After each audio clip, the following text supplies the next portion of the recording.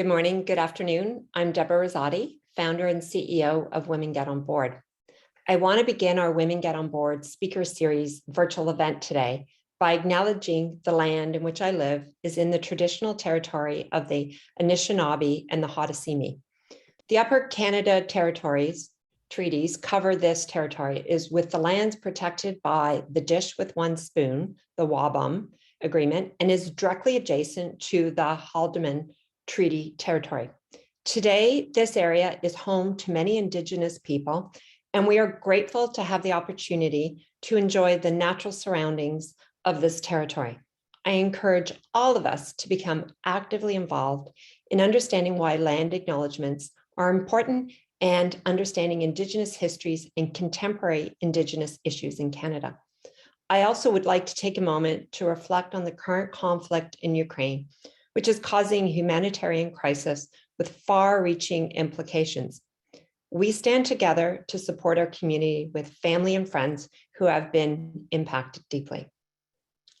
Welcome this afternoon.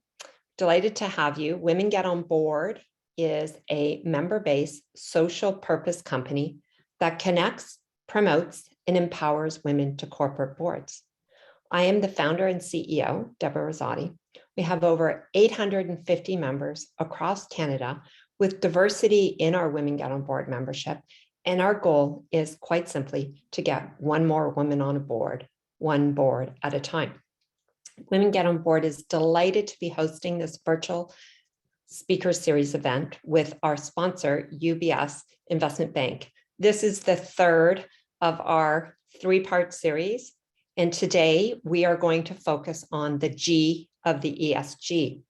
We are excited to have a fireside chat with Anelia Crawford, who is the Managing Director of the ESG Advisory Group at UBS Investment Bank, and Ivy Lumia, who is the CEO and founder of BIG, which stands for Best in Governance. And they are very passionate about the G of the ESG, and they're gonna bring their experiences on modern governance and embracing stakeholder capitalism. So I have the privilege of introducing Anelia Crawford. Anelia was formerly the UBS Global Head of Activism and Defense. Her current role is now Head of ESG Advisory Group for the UBS Investment Bank. Anelia's very accomplished bio, it has been sent out and is as reference in this session. So I'm just going to highlight, she's advised hundreds of major activism contests and contests for control, including campaigns in the US, Europe, Japan, Canada, Australia, and Latin America. You can see that Anelia is very versed in this topic today. So I'm going to turn it over to you, Anelia. Thank you, Deborah. Enjoy the show. Thank you. And thank you all for joining us today now that we're reaching the time of year when we are taking stock of where we have gone so far this year and we're all preparing for the holiday season.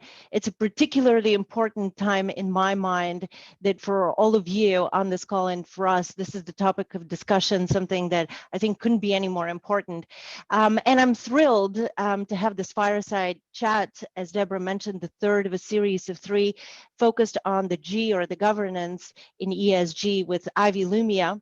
As Deborah mentioned, Ivy is the CEO and founder of Best in Governance, or BIG for short. She has an illustrious career in the corporate governance space, has been involved in a variety of different organizations where she has led the corporate governance efforts, and is truly an expert on the issue. So I can't wait to really dive into this discussion with Ivy today and see what insights we will be able to tease out from such a knowledgeable person in the space. Welcome, Ivy. Thank you so much for having me. Thank you to Deborah Rosati and the entire Women Get On Board team, and to Anelia, to you, and UBS. I'm absolutely thrilled, humbly honored to be speaking on two topics that I am incredibly passionate about: governance and sustainability, and how they have really come to intersect. Great. So I'm mindful of the time and how much we have to cover. So let's just dive straight in. What do you say, Ivy? Absolutely. Great. So in our prep session, you mentioned that you advise boards through BIG on two different types of governance, one being the sustainable corporate governance and the other the G in ESG. It has been such a rapidly evolving and sophisticated space. Tell us more. Explain to us what these two kinds of G or governance mean. Absolutely. Thank you so much for that. It's a great opening question because I think a lot of people are struggling with governance because it's relatively mature.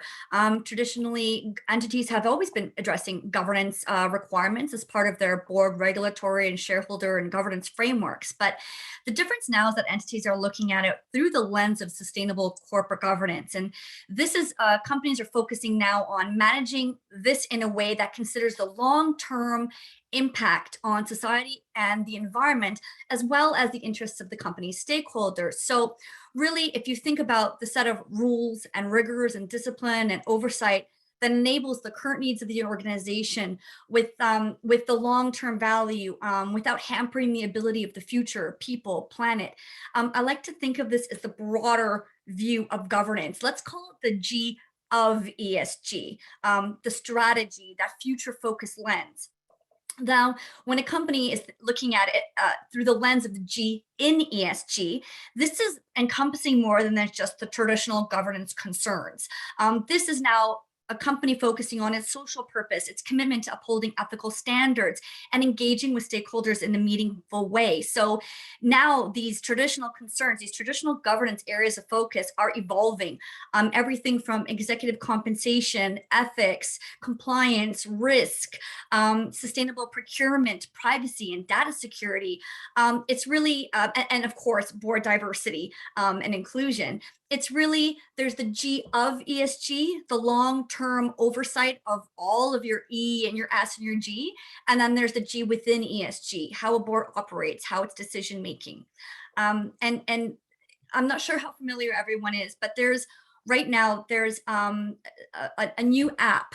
It's Elon Musk's new baby called ChatGPT. I'm not sure how familiar everybody is with this. It's brand spanking new. This is changing the way, this is groundbreaking stuff, changing the way that the world is working. For those that are not familiar with it, it is it's a dialogue-based AI chat box. And you can type in your question and it spits out within milliseconds, a very human-like written text.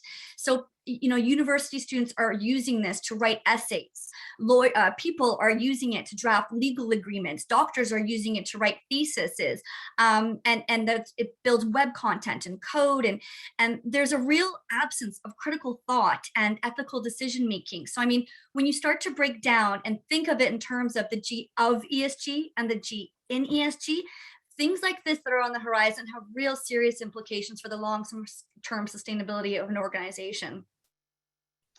I have a strong feeling we're going to learn a lot of things not to do, so things that Elon Musk does in the corporate governance space. But I'll stay out of controversial topics in the first 10 minutes of our discussion. Maybe we can get there later. But this is fascinating, and I did not know actually about this app. So how fascinating indeed. The pitfalls are many in terms of corporate governance. I can tell you this from the perspective of somebody who, representing activists, has been finding the lapses in corporate governance for years. So I do know that you can misstep as a board, but our audience today here in Women Get On Board is primarily directors. And I think they're probably, if I'm guessing correctly, they're probably assimilating all of this information, Ivy, that you're giving them about what corporate governance is, and they're thinking, this is massive.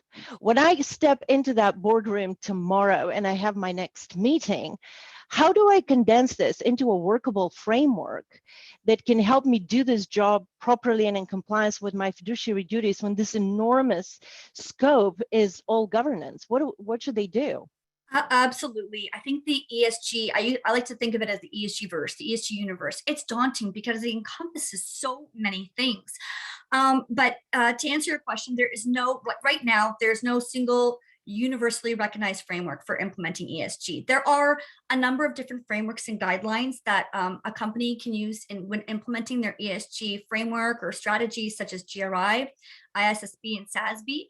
There's also guidelines and best practices through, like, for example, the TCFD and the UN Global Compact. But ultimately, the best framework, there's no one size fits all. The best framework is going to be on specific industry, operations, stakeholders, best practices, what your competitors are doing, and really what your stakeholders, what their critical priorities are. And then whatever that framework looks like, it's going to be largely determined by your board and your executive management team. So they're going to need to evaluate different options and choose the framework, guidelines, and best practices that best suits their board, their needs, their business models, and really the culture of the organization. Your ESG framework is as unique as your social purpose, let's say. So board questions that you can start to think about will be, does the framework support the vision, values, shared purpose, long-term strategy of the corporation? Does the framework consider people, operations, resources, and stakeholder commitments? Do you have clear targets, benchmarks against best practices? Have they all been thoughtfully addressed and are they accounted for and communicated? And obviously, in the realm of governance, is there a mechanism to appropriately govern these things and ensure that the actions of the company have been addressed with consequences of inaction? And just overall, does your long-term sustainability strategy meet the needs of the future without hampering the ability of future generations, people, and planet? So is that, Ivy, what we mean by an ESG strategy? Is that something that every company should build? And if that, where do you start to accumulate all these things that specifically apply to your business if you're a director? Great question. Absolutely. I liken it to how a board develops their corporate strategic plan. I believe that an ESG strategic plan would be very, very similar, and the way that it kind of evolves. It's built by the board of directors. It was supported by executive management. You would go through kind of those processes, and it's a way for boards to really understand how that ESG strategy works. You start with the vision and the mission, your social purpose. Right. I used to spearhead ESG at the Exchange Bank of Canada. And the Exchange Bank of Canada is a Schedule I Canadian bank, and it's a relatively smaller bank than the bigger banks, than the UBSs of the world. And although we were held to the same standards as the other banks, because we were OSFI regulated and we had to meet those same financial institution criteria, because we were a smaller bank, we were hampered by some resources and budget constraints, which I'm sure there are many organizations out there, like people here today, that aren't the Coca-Colas of the world, that have all the resources and the budgets of the world. So to these people, I would say the approach that we took would be, at first it seems really daunting, but you need to start the conversation somewhere. You need to start the conversation and start having meaningful conversations internally with all of your employees, normalizing the terms ESG, landing on the same definition, and then talking about this with all of your stakeholders and understanding that you all have the same meaning of ESG, because you can't get there unless if you all have a different understanding of what it even means and what you're trying to get to. Thereafter, I think you really need strong stakeholder engagement. And you're going to start identifying what all of your stakeholder priorities and concerns are. Similar to a corporate strategic plan, you're going to be identifying what your needs are, what your risks, and instead of risk, I like to think about it in terms of opportunity. So in doing this, you're going to look at your little universe, and you're going to figure out, okay, what have we been doing internally? Because I'm sure many corporations have already been doing a lot in the ESG. They have healthy, they might have a healthy diversity policy, or they might be reducing paper in their office. So if you take an assessment of your company and you see where your strengths are, you're also going to identify where your weaknesses and where you can bolster that. And if you overlay this now on top of your corporate strategic priorities, your values, get it board ratified from the board level, you're already well on your way with an ESG strategy, and it'll be so much easier to identify targets and implement a framework and accountability. So I think for those people that just don't know where to start, just start the conversation and make sure you communicate, stakeholder engagement for sure. As my daughter's school says, begin at the beginning. That's their Yes. motto. Yes. So here's a question that's popping up in my mind as I'm listening to you, Ivy, and it is actually something that I have encountered in my conversations with corporate clients. I do all the time. It all sounds phenomenal, but it sounds like this really broad-based organizational effort that involves multiple people within the organization. It involves stakeholders outside of the organization. And if I'm sitting in the shoes of a public company director and we're trying to be very useful to our audience, so we always think about practical advice. In reality, what I see most of the time, and I'd be curious to hear whether that has been your experience as well, is most, particularly with public companies, but even with private companies these days as well, the directors are there. They want to learn more, they want to be educated about ESG, and they want to be overseeing an organization that is ESG proof. What they encounter very frequently is a CEO who does not believe that ESG necessarily has financial impact on the business. They feel that they're already doing it in some form or shape because it's just good business. They're encountering perhaps other within the senior managers that are saying, don't worry about our stakeholders. Our suppliers don't care about this, right? We're doing enough for the communities. You know, don't worry about this. We don't need a whole big ESG strategy. So in that context, the question for me is, what are the fiduciary duties to a board? How involved do they need to be in this process? How risky is it if you're a public company director nowadays to be overseeing an organization where the CEO is saying ESG not that important? Can you as a director afford to just shrug your shoulders and go on about your business, or are you exposing yourself to fiduciary duty issues and lapses potentially if you don't press the issue with your own senior executive team? Yes, that is the hot topic right now, and very much so being debated. And I believe so. Directors can potentially breach their fiduciary responsibilities, or even if you're private, your duty of care by failing to develop an ESG strategy. And if we unpack that, if directors are responsible for overseeing the management of the company and making those decisions, the tone from the top that best represent the interests of the companies and its stakeholders, if you are not looking at the broader impact of sustainability of your stakeholders, your employees, your consumers, you might run into the risk of getting into a situation where you're not fulfilling your responsibilities. So investors and analysts now, from a publicly traded perspective, they're considering ESG data when they're evaluating a company's performance and whether they're going to make an investment decision into that corporation.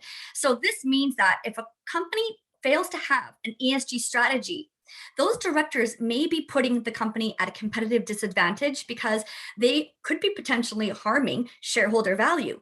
In addition to that, directors have an impact overall on stakeholder actions. And so if you fail to develop an ESG strategy, directors may be neglecting their duties to consider all of the stakeholders, and this could potentially lead to legal and reputational risks for the company. So overall, I think it's imperative for directors to be looking at ESG strategies. It's toned from the top, and it always has been. Insofar, a lot of times ESG strategies are being going from the bottom up, but it really needs to be starting to look at board from the top down and really thinking about the overarching and effective decision making to consider how a corporation is moving forward. And I'll give you an example. So if you consider a widget company, and this widget company is doing their ultimate best to have the tightest product, and it's sustainable and it's great and all this, you have great strategy, a great sustainability strategy. Now, one of these ingredients that you're using to build this widget, you're sourcing it from a factory or an external company or country, and they're hiring children laborers.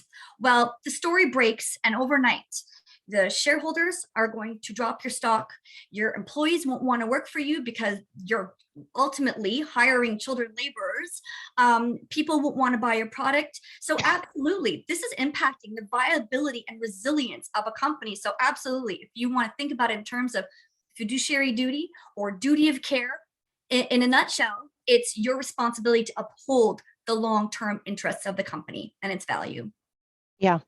And in support of what you're saying, just to reinforce for our audience how very true it is, particularly on the investor side, UBS and other banks are also involved, but we at UBS in particular are the #2 largest ESG focused fund in the world.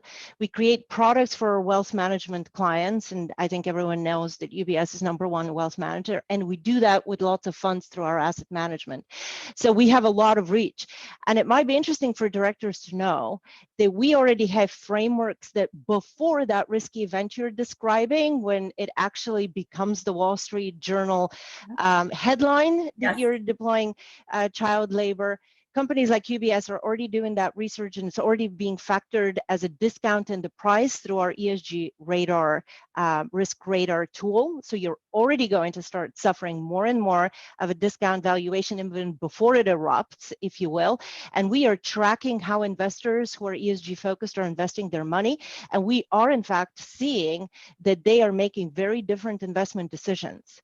So for those who are running public companies, it's important to know investors are really taking all these things into consideration in their investment decisions, and more transparency is out there and more models. So that will be even more of a difference between companies who are ESG strong and those who are ESG weak. It will really start impacting value. So this is all very interesting. But I think we're at the rubber hits the road sometimes in these interactions between boards and executives, and making sure that everyone is aligned and on the same page with ESG is really the issue of executive compensation. And one that for all directors who are on comp committees is probably very front and center, because it has been relatively controversial. Even some investors who are generally ESG friendly have expressed hesitations around incorporating ESG metrics into executive compensation, saying what's important is how exactly it's done. It can't be too ambiguous. It has to be specific. What are these metrics exactly? It's been a pretty controversial topic. What are your thoughts on that? Well, since we're past the 10-minute mark and I can get into controversial, I can tell you my full opinion. Yes, let's do it. I don't think it's necessarily poor governance to not include ESG targets in executive compensation. However, since we've been discussing the critical importance of ESG and how it should be interwoven into a corporation's fabric, its culture, its long-term viability and resiliency, I think that a company would be remiss to not include ESG targets in executive compensation, because it incentivizes ESG success, and moreover, it demonstrates the conviction in trying to achieve your ESG targets. But I'm going to make it more controversial. Why wouldn't you also consider it in an employee's performance-based targets and development plans? And it doesn't have to be so complex. If a company is targeting, for example, minimizing waste, like reducing or going to a zero waste program, how easy would it be to put in your employee performance or your development plans that you're not going to use paper, or that when you're product buying, you're not going to buy bottled water anymore for the corporation. These are really simple and easy targets, but it also provides value for your employees. It's going back to stakeholder engagement. People want to feel like they're engaged and they're contributing to overall a higher social purpose.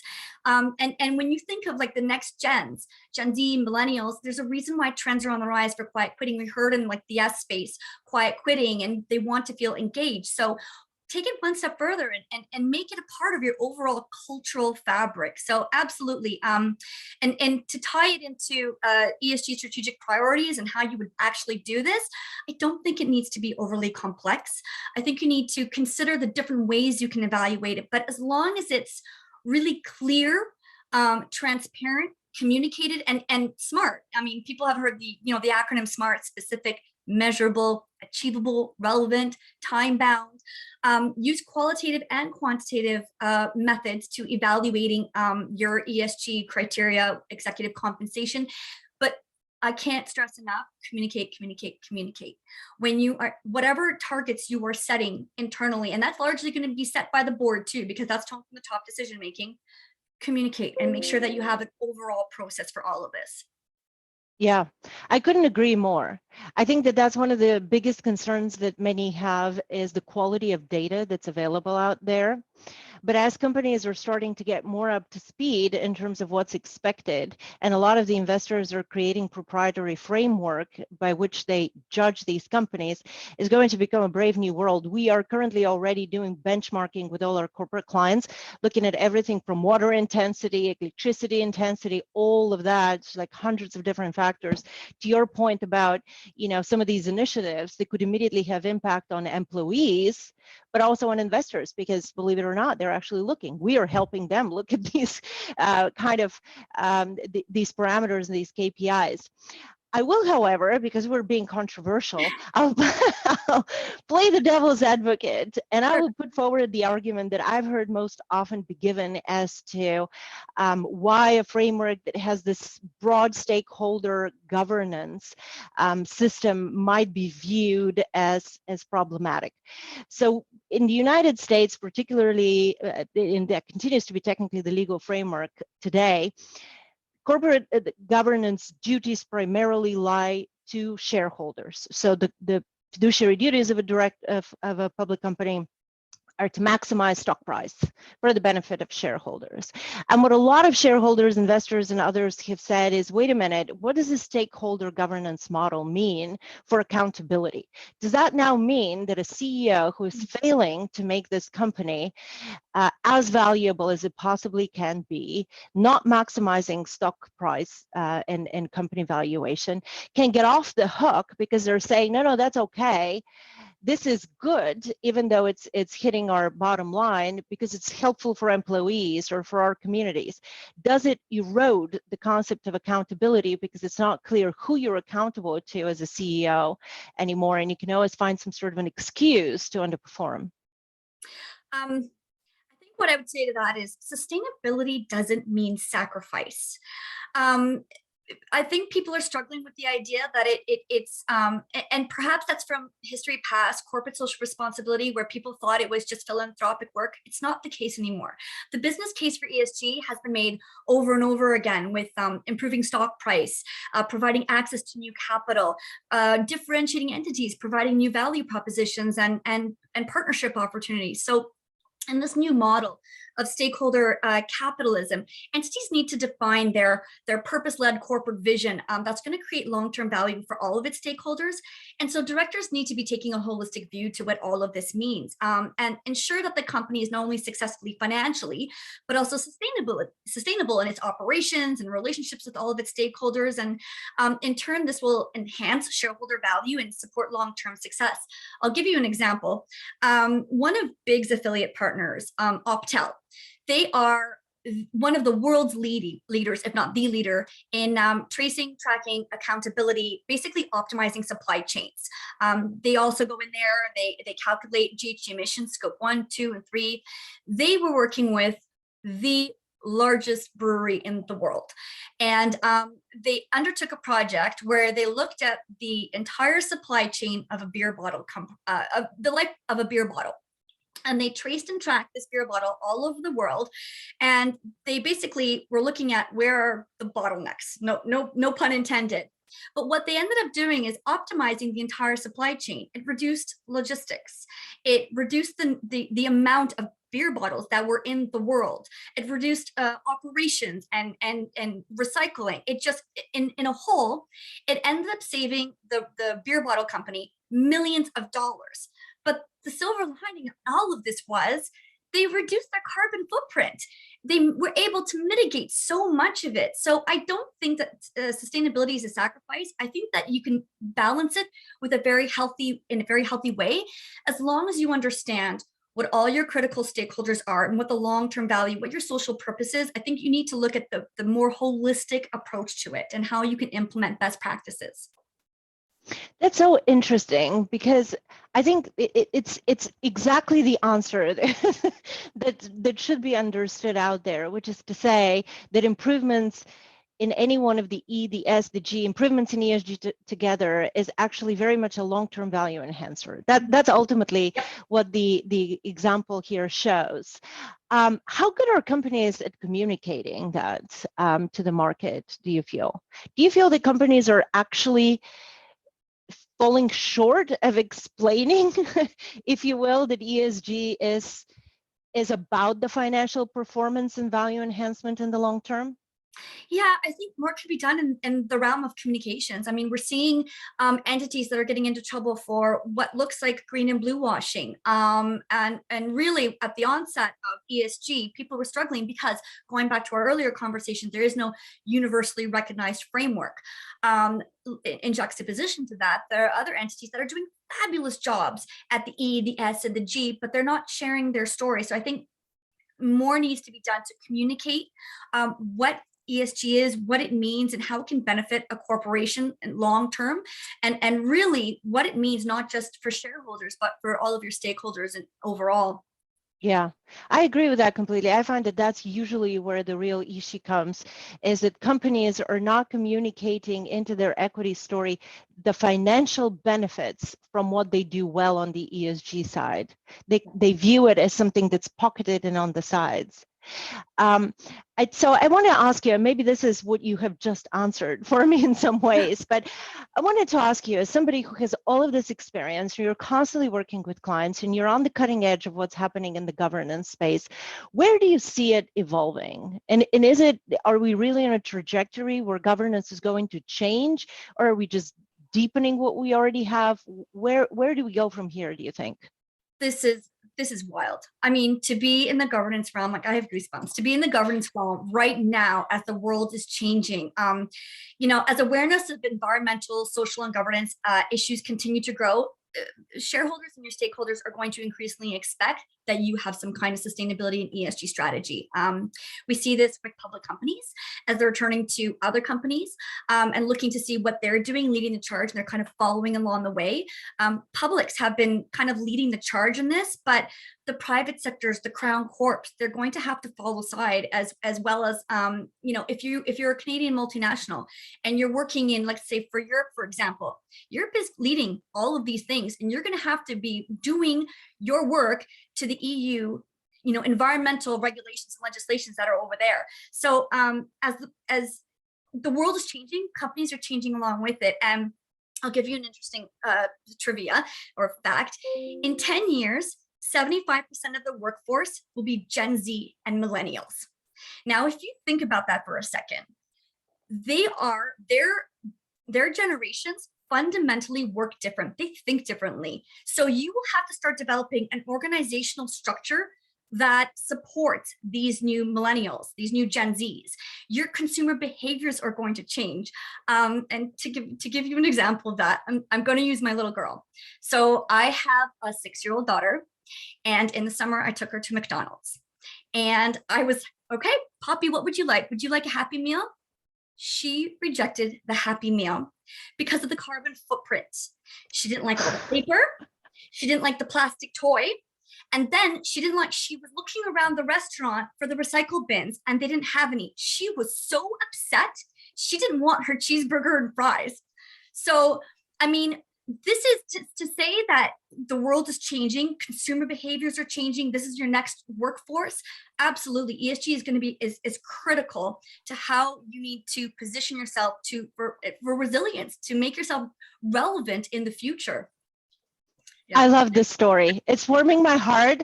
I love it so much. I'll throw in mine. I have a 4-year-old daughter, and the other day she asks me, so this is what I have to look forward to in 2 years when she's 6. But the other day she asks me, Mommy, what are the names of the trash cans? I was like, what do you mean of? The trash cans don't have names. She's like, no, but we put the recyclables in one and the other one. Where are the names of these trash cans? They're not marked.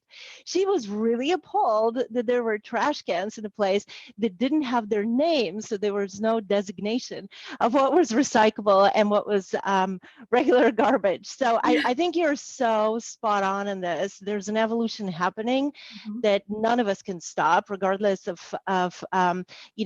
how some of our business leaders feel today. So we're very much on the way to something revolutionary here.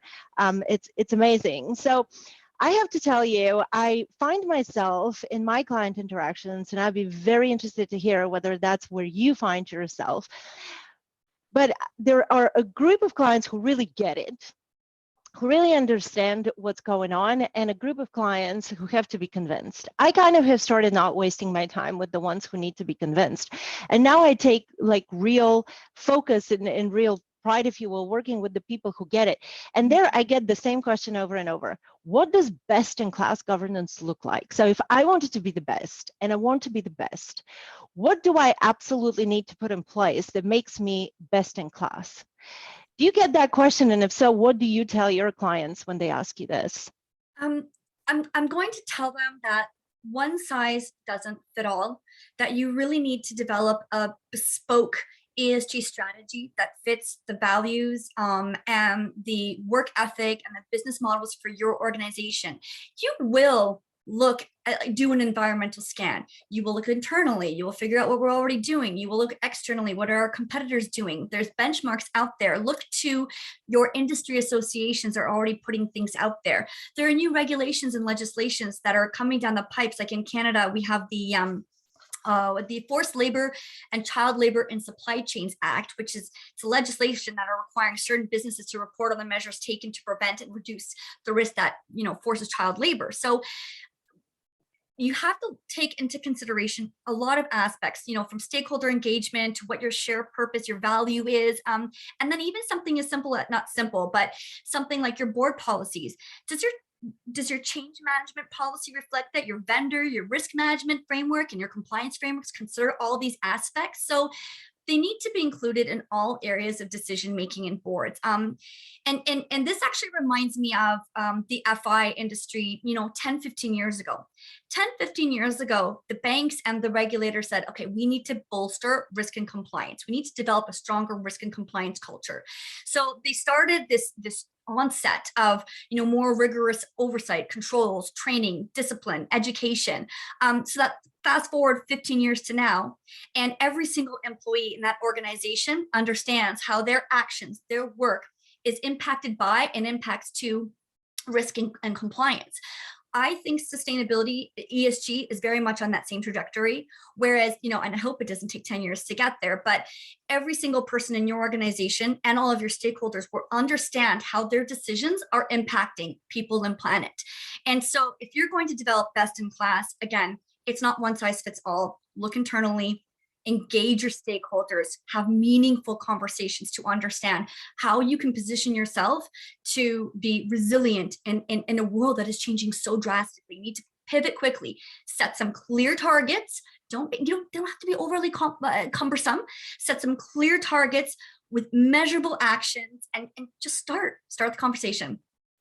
Yeah, and I'll add to that and prioritize. Yeah, that's, I think, one of the things that a lot of, particularly the larger companies who are trying to wrap their mind and operations around really gigantic businesses, that's the one thing that consistently seems to be gotten wrong.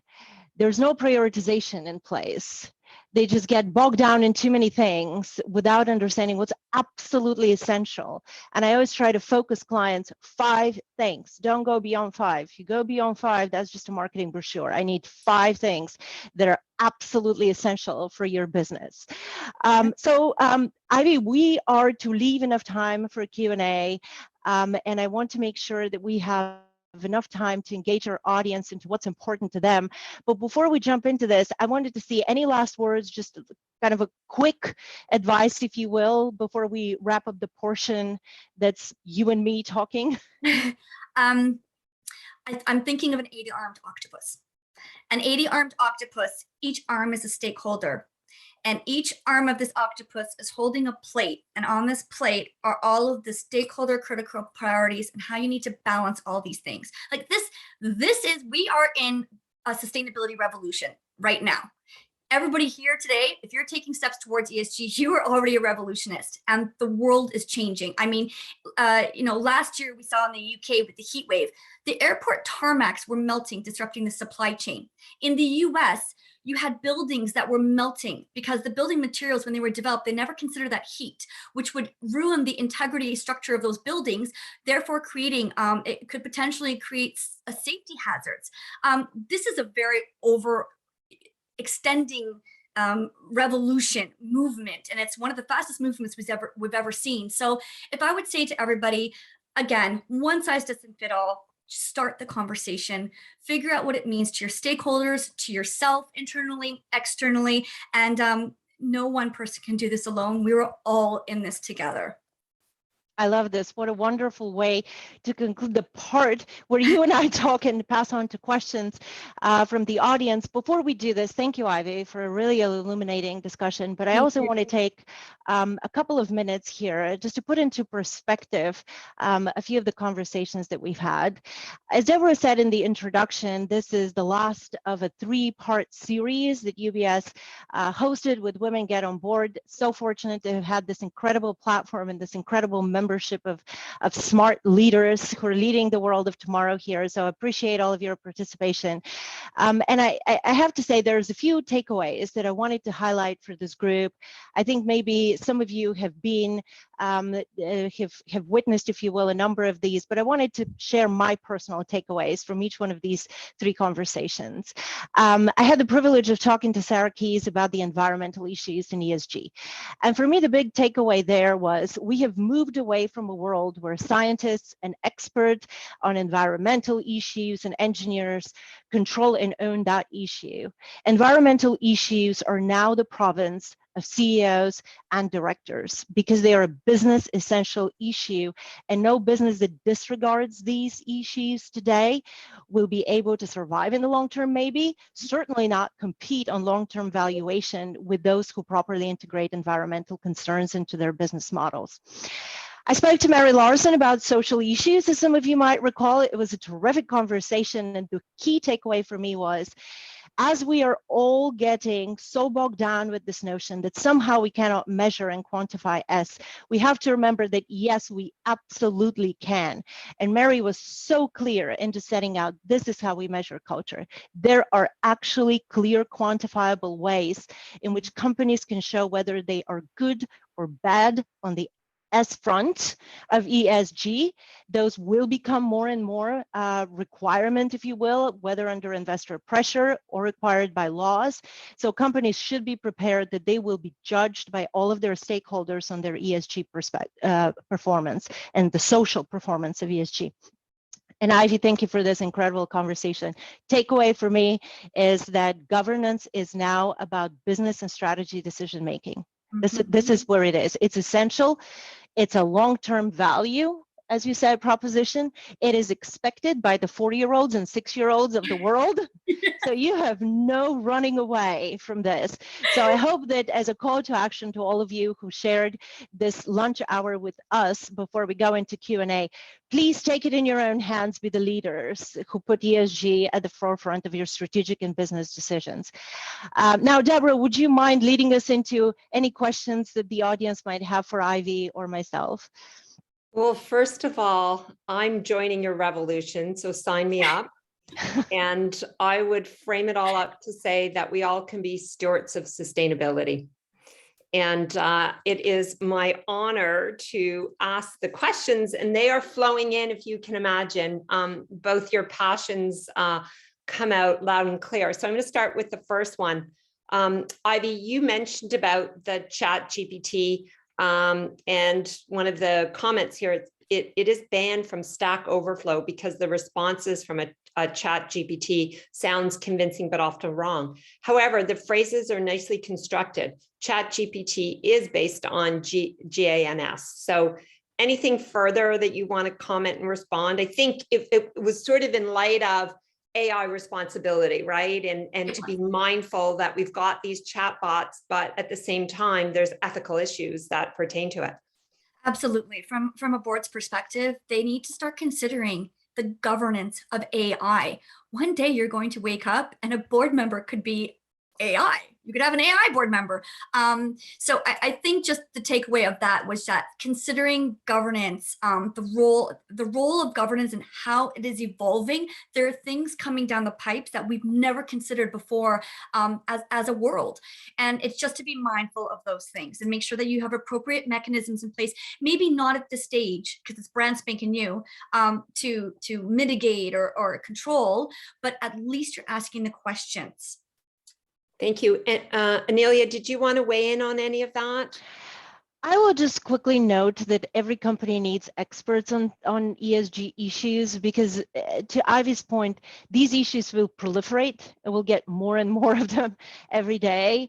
And so any sort of corporate structure that is too clunky to be able to deal with these fast-paced issues will just be caught off guard, I think. So it's important to set the proper structure where you have experts and you know who's doing what within the board, within the management, so you can handle it. I'd like to just add one more thought to that, because it reminds me, and Elliot, that was a fantastic point. It reminds me of a company's corporate strategic plan needs to be able to pivot quickly. We saw in COVID how absolutely quickly a company could take their existing corporate strategic plan and shift it. And I think that's really at the crux of how you need to stay on top of these things and be able to keep on top of it and be able to pivot when necessary when things are coming down the pipes. Well, thank you both. We've got quite a few questions. So the next one is morning from sunny Vancouver. So lots of sunshine in Vancouver, I take it. What role does the board of directors play in growing the area of product governance? And this can include anything from discriminatory lending practices, misleading investors through poor disclosure. Maybe I'm going to turn that one to you, Anelia, because it is about investor disclosure, and then we'll come to you, Ivy, maybe on the product governance. But do you want me to reread it, or did you? No, I can. I think that I understand what the question is about. I think that the thing to remember here is the board is on the hook for everything that's a real lapse, if you will, in the governance. So as a board, your job, I think, is to be educated in terms of what is happening and make sure that you hold your senior management accountable for anything that is not transparent around product management, supply chains, everything that goes into it. And again, to a point that I raised earlier, be aware that other institutions like UBS and many, many others are already doing enormous amount of work to collect those data points in an easily consumable fashion. So your investors, your employees, everyone that talks to us, your competitors, they are starting to get a real transparent view of everything that they can find about your company in terms of product management and the parties you work with. Everything is becoming more and more out there. So it's a risk, I think, if you're a director, to ignore it. Thank you, Anelia. Ivy, I'm sure you have thoughts to weigh in on that one. I think Anelia is spot on. Something practical for you to consider would be, your board policies. Are they reflecting these kinds of product governance? Are the boards asking the right questions? How does that filter through the entire chain of command and accountability? So I think people are going to have to start looking at these kinds of things and making sure that you have the proper rigors in place and the discipline, the policies, but also making sure that someone's ultimately going to be accountable for these. So thank you. Next question. You've been speaking a lot about public company, listed companies, issuers, and their duty, but can you speak about private companies and the expectation of ESG for private companies? And I see Anelia nodding your head. We'll start with you there. Yeah, I would just throw something at you that I think might surprise you because it surprised me. When I took over the ESG advisory head role here in the Americas, my expectation was that there would be a huge gap between the public and the private companies. And I'm going to be honest with you, even some of the people who lead our financial sponsor group, which is to say the people who work with private equity, were a little bit skeptical. And they were saying, it's a check the box exercise for LPs. Well, it is not, because when private equity come to understand what these issues are, they move way, way, way faster than public companies are. So where we stand today, the two places that I spend most of my time, like 80%, is our industrious public companies and our private equity. And what they're looking for is they now understand that any company they buy today, they have to put to the public markets in 5 years. And in 5 years, investors are going to need something very different. So you're buying an ESG liability today, you're not getting your money's worth when you try to IPO it in 5 years. also, they now have as their limited partners, as the clients, as their own funding sources, client base that genuinely cares about ESG, who genuinely want to make sure that they don't run afoul of any greenwashing. So they're interrogating them very, very deep down to make sure that even though they're private companies, with their portfolio companies, they're doing the right things on the ESG front. So private equity, the privately owned companies are catching up super fast to public companies. This notion that you can hide brown assets in private hands, no. Ivy, anything further on that one? And Nellie summed it up so well. The not-for-profits, the crown corporations, the publics, the family-owned corporations. If a stakeholder is upholding the values and the purpose of a public company or any company that is pursuing ESG, and you're not following suit and you're not doing what your competitors are doing, you're not going to be resilient. You're not going to be viable long-term. In the not-for-profit world, it's you rely on donors. If you do not believe that this company is sustainable, you're going to think twice about providing donations to that company. If you are a new employee and you're looking around and you're thinking, who am I going to work for? And you see a company that is a private company that you would like to work for, and they're not sustainable and it doesn't align with your corporate sustainable values, you're not going to want to work for them. So absolutely. I don't think it's a check the box exercise at all. We've discussed it's a movement, and it's and everyone's holding each other accountable, and it's an interwoven stakeholder. It's an ecosystem. Everyone's working towards the same thing right now. Okay, this is going to be the last question because Shauna, you've got a very complex, deep, thoughtful question here, I think with some reference. So I'll do my best. So please note that the Canadian legal context is different from the US, and boards need to look beyond just shareholder value. And Shauna acknowledges or recognizes the landmark judgment from Canada's highest court on People versus Wise, BCE, the debt holders, and have confirmed that the board's requirements to consider all stakeholders, right? And that's really moving to stakeholder capitalism. Mm-hmm. So I guess just noting there is a difference between US law and Canadian law, and where we are moving from a Canadian perspective. And then furthermore, directors are not confined to short-term profit or share value, but are looking to long-term interests and act in the best interests of the corporation, viewed as a good corporate citizen and commensurate with corporate duties as a responsible corporate citizen, and noted Professor Carol Leo in 2018. So I guess there's acknowledgement that it's broader than just the investors, and it has to do with this concept of stakeholder capitalism. And Shauna, thank you for those references there. Ivy, anything you want to sum up on that big G and who stakeholders are? I think you gave a really good description of the octopus. I think that sums it up from a stakeholder perspective, but anything that you would like to weigh in before we close our afternoon session? I think the board just needs to weigh all of their different stakeholders' critical priorities and overlay it onto their own existing corporate strategic priorities. And so you're looking at this more holistically. What are your, like when you're developing a materiality risk assessment, you're not going to do absolutely everything, but you're going to weigh what are your most critical points. And then there will be some other areas of risk or stakeholder priorities that might not make it to the top of the list, but that will still kind of have some, maybe perhaps reputational value that you're going to want to take a look at. So not much more to add to that. It's just that you're going to need to be taking into consideration all of your stakeholders down this journey. Thank you. Anelia, do you want any further reference there? You're on the US, we're Canadian, but we're global in this scope of stakeholder engagement and capitalism.